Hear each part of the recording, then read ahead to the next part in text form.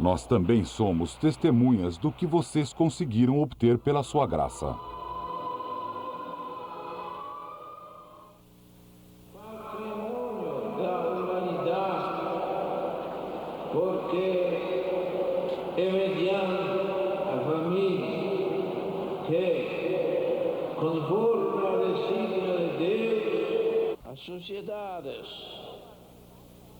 No dia seguinte, no domingo, 6 de outubro, o Santo Padre, no Rio de Janeiro, com os braços abertos como o Cristo do Corcovado, recebeu as famílias que vieram de todo o mundo para o ápice das comemorações, a missa final da sua viagem ao Brasil, que ele mesmo celebrou.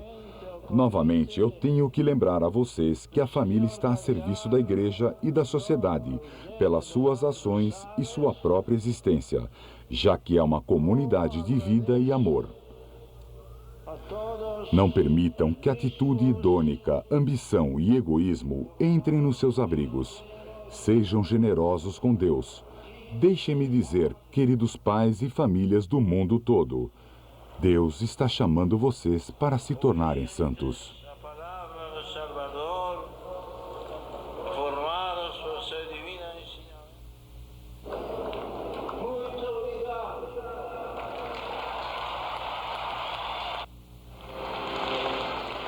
Falando para os fiéis durante essas celebrações cristãs, o Santo Padre nunca falhou no seu compromisso de lembrar aos cristãos a aproximação do grande evento, esperando por todos eles e que terão consequências em toda a humanidade. Em novembro de 97, o Papa deu os preceitos para as audiências gerais de sextas-feiras, um catecismo de como viver o período de um tempo que nos separa do novo milênio.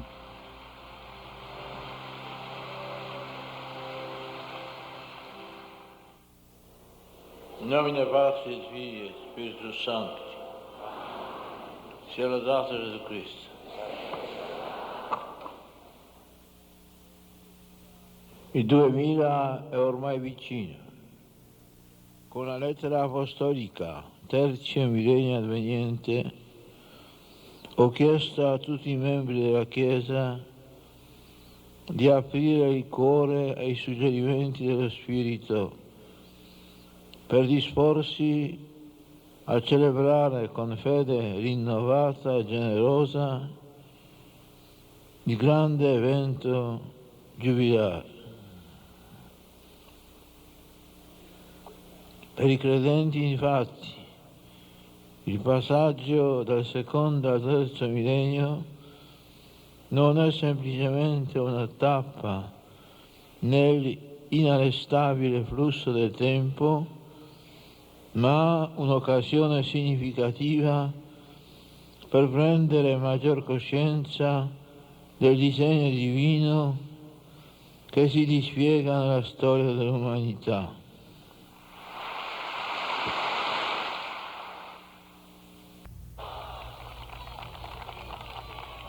Atendendo vários convites do presidente Fidel Castro, o Santo Padre faz sua primeira visita a Cuba em janeiro de 98.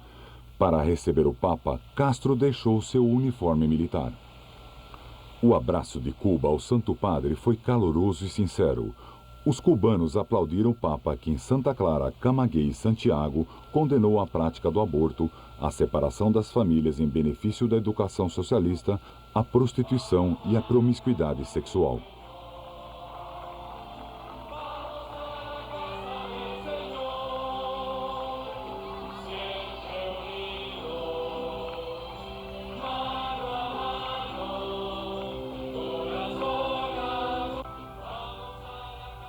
La famiglia, célula fundamental de la sociedad y garantía de su estabilidad, sufre sin embargo las crisis que pueden afectar a la sociedad misma.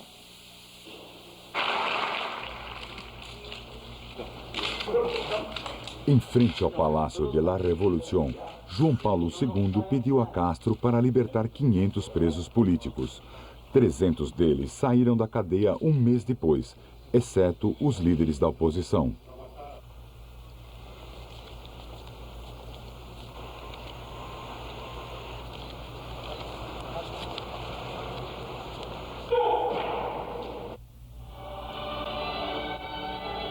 5 dias depois da sua chegada na ilha, o Papa foi para Havana, o berço da Revolução Cubana.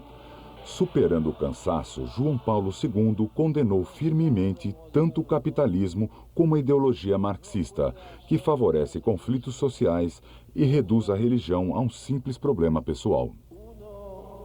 De sus ordenamientos políticos.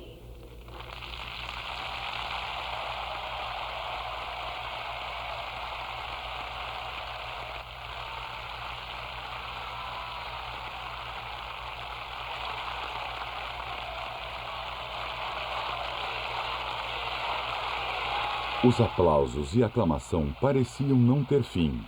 E o Papa comentou: Eu não sou contrário aos aplausos, porque quando aplaudem, o Papa pode um pouco repousar.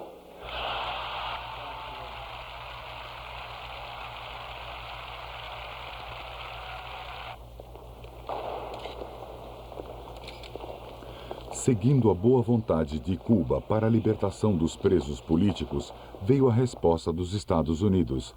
A secretária de Estado americana Madeleine Albright anunciou a suspensão de algumas das sanções aplicadas a Cuba.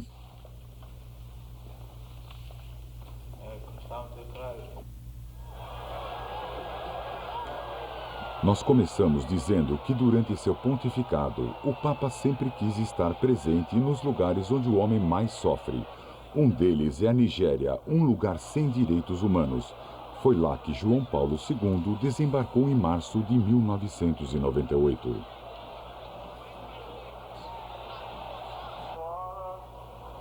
Em Onitsha, João Paulo II beatificou o padre Cyprian Ivan Tansey. Perante 2 milhões de fiéis, ele santificou esse servo de Deus, o primeiro no oeste da África, um exemplo para o país todo e principalmente para os governantes, pelo bem-estar e o correto desenvolvimento da sua nação.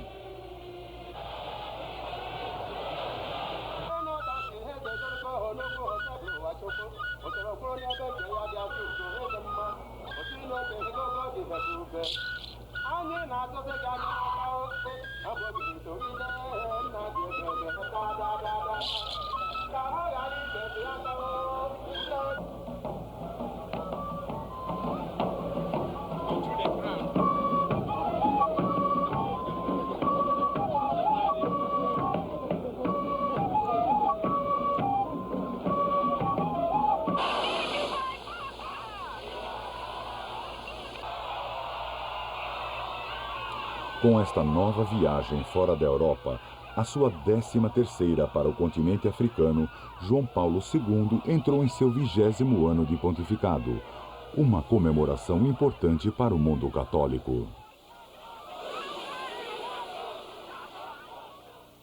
Peregrino nos caminhos da antiga e da nova aliança, João Paulo II quer dedicar o ano 2000 a percorrer os lugares que assinalaram a história da salvação.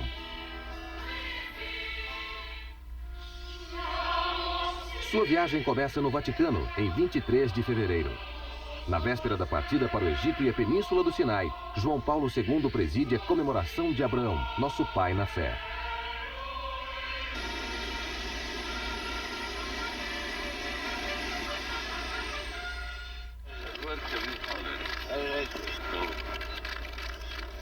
Na sua chegada ao Egito, o Papa é saudado pelo presidente Hosni Mubarak, observado pelo patriarca dos coptas católicos Stefanos II e pelo cheque Mohammed Tantawi, chefe espiritual dos muçulmanos sunitas. A sua presença no aeroporto do Cairo não estava prevista, mas serve para dar ainda mais força ao apelo de João Paulo II, para que os homens parem de fazer o mal e promover a violência em nome da religião, o que é uma grande ofensa a Deus. Differences of religion were never barriers, but a form of mutual enrichment in the service of the one national community.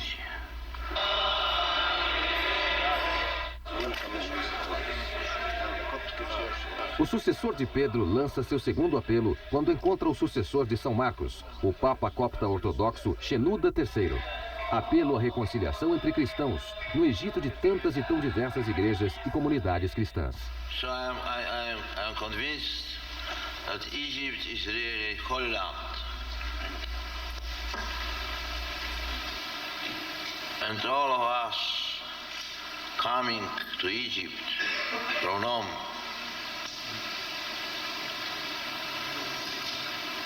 all of us, we are feeling that we are coming to another home. Indeed. Home of St. Mark. And St. Mark was so near to Peter. St. Mark who wrote the Gospel for the Roman. St. Mark, disciple of Peter, and the founder of the church in Egypt. So, all of us coming from home, are feeling at home here. O Papa chega ao aeroporto de Santa Catarina, no Sinai, na manhã de sábado, 26 de fevereiro, para aquela que sempre considerou a etapa principal da sua peregrinação.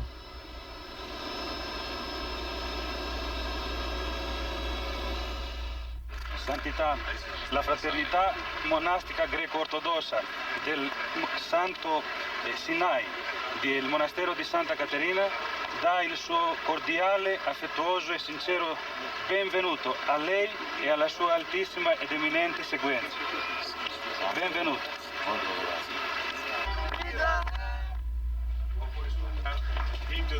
Acompanhado do arcebispo Damianos, ele adentra os muros do monastério de Santa Catarina, fortificado para impedir as incursões dos salteadores e local da sepultura da mártir de Alexandria do Egito. Depois, ele é acompanhado até atrás do altar da igreja, onde está a capela das raízes da sarça ardente. Tira os sapatos, ajoelha-se e se inclina para beijar o solo, antes de concentrar-se em uma longa oração. Alguém o ouve pronunciar em italiano as palavras da revelação de Deus a Moisés. Eu sou aquele que sou. Quando o Papa Peregrino chega ao Jardim das Oliveiras do monastério para presidir a celebração da palavra, encontra uma acolhida entusiástica de 500 fiéis da diocese de Ismaília. He revealed his name. He gave his law, the 10 commandments of the covenant.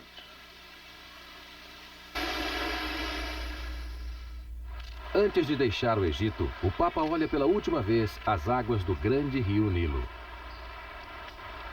E os seus olhos se voltam para a Terra Santa, próxima etapa de sua peregrinação, e lugar onde a palavra de Deus ergueu sua tenda.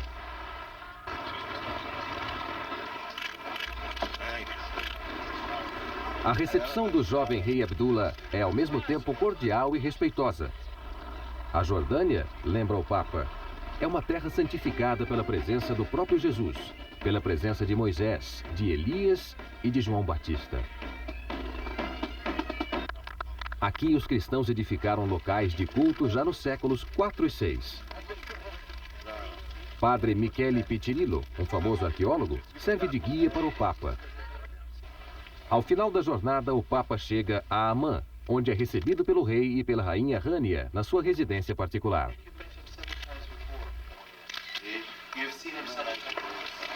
Good night. Welcome to Vatican. Na manhã de 21 de março, o estádio da capital acolhe 10.000 fiéis, sob um céu singularmente nublado. A lembrança de João Batista e a primeira comunhão de 2.000 crianças caracterizam a solene celebração eucarística.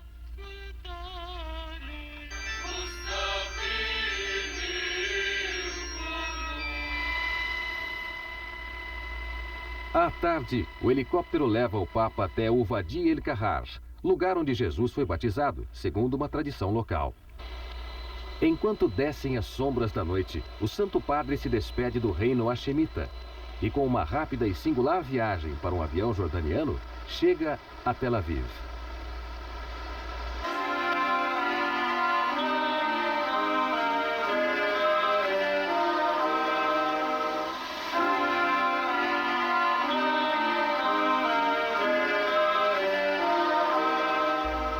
O programa de quarta-feira prevê a visita aos territórios controlados politicamente pela autoridade palestina.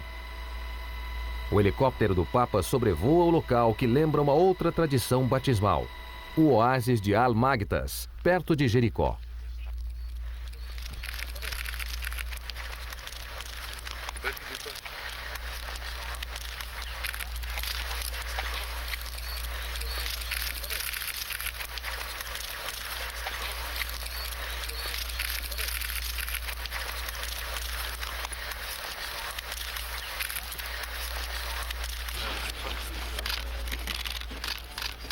Ele chega atrasado ao heliporto de Belém e a saudação oficial acontece na residência de Yasser Arafat. Santidade, diz o presidente.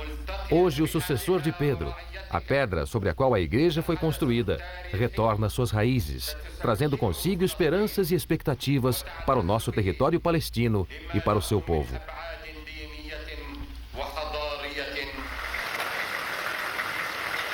Depois o Papa vai à Praça da Manjedoura e diz aos presentes que em Belém é sempre Natal e cada dia é Natal no coração dos cristãos.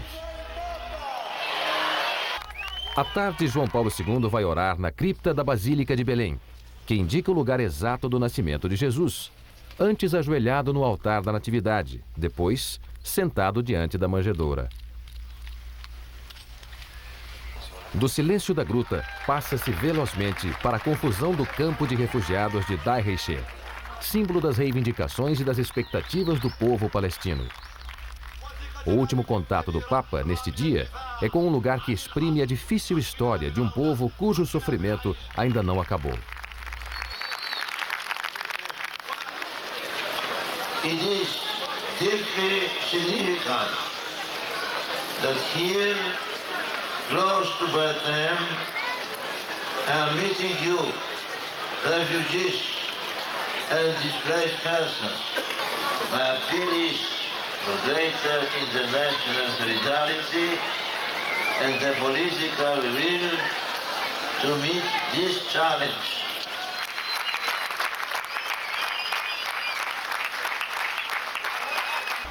A quinta-feira, 23 de março, é dedicada a Jerusalém. Inicia-se com um fato histórico. O Papa pode celebrar a missa no cenáculo. No local onde a Eucaristia teve início, ninguém jamais pôde consagrar o pão e o vinho. É um outro sinal das contradições desta terra. Um outro tabu que Karol Wojtyla consegue quebrar.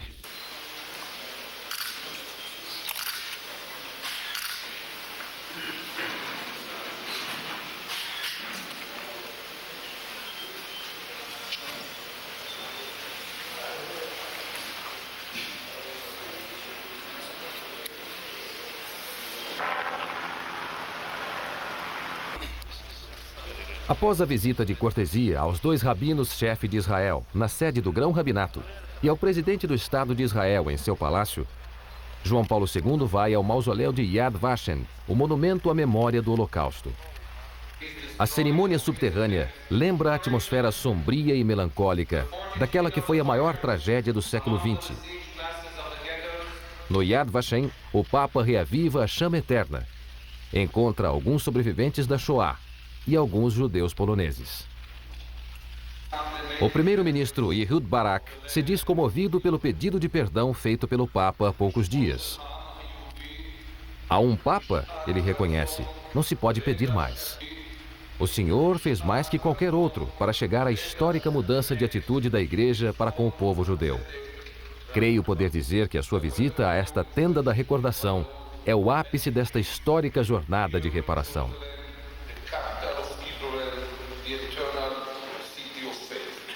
O mau tempo na sexta-feira obriga o Papa a uma grande volta, antes de automóvel e depois de helicóptero, para chegar ao norte do país, às margens do lago Kinneret.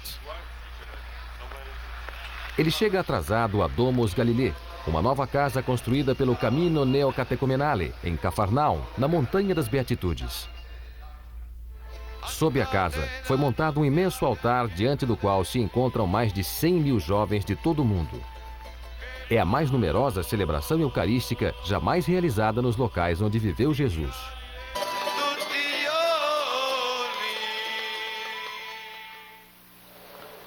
partendo da questo monte delle beatitudini, ognuno di voi deve essere messaggero del Vangelo delle beatitudini. Já se faz tarde quando o Papa chega a Tabga, às margens do lago. Os beneditinos o acolhem na Igreja da Multiplicação dos Pães. O helicóptero do Papa volta à Galiléia no dia seguinte. É sábado, 25 de março, festa da Anunciação do Anjo a Maria. A visita a Nazaré é obrigatória. O Papa se dirige à casa de Maria para orar e ajoelha-se diante do altar do século XVII com a inscrição Verbum caro hic factum est. Neste lugar, a palavra fez-se carne.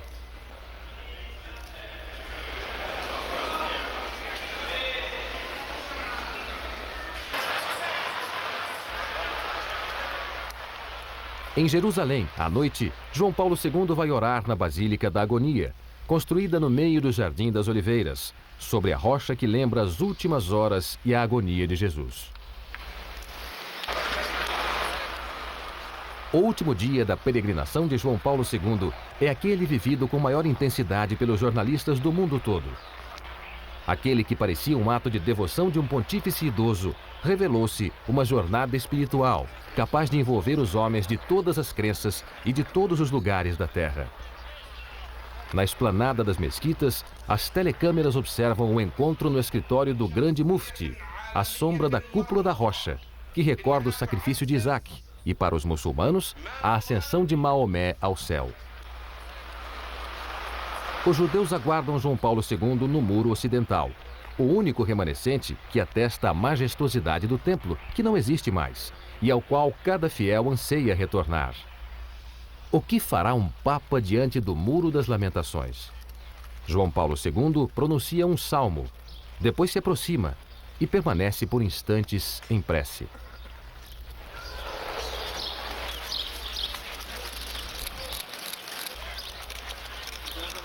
A notícia passa de boca em boca.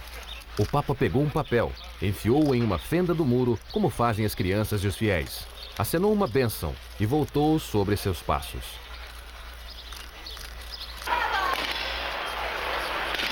Já passa do meio-dia, quando o protetor da Terra Santa, Padre Giovanni Battistelli, acolhe João Paulo II na Basílica do Santo Sepulcro, que reúne os lugares da crucificação, da sepultura e da ressurreição de Jesus. No átrio da Basílica está a Pedra da Unção, que lembra o lugar onde o corpo de Cristo foi colocado. Depois, o Papa entra na tumba e ora sobre a placa de mármore que viu a ressurreição, e que talvez seja o único elemento do sepulcro inalterado através dos séculos.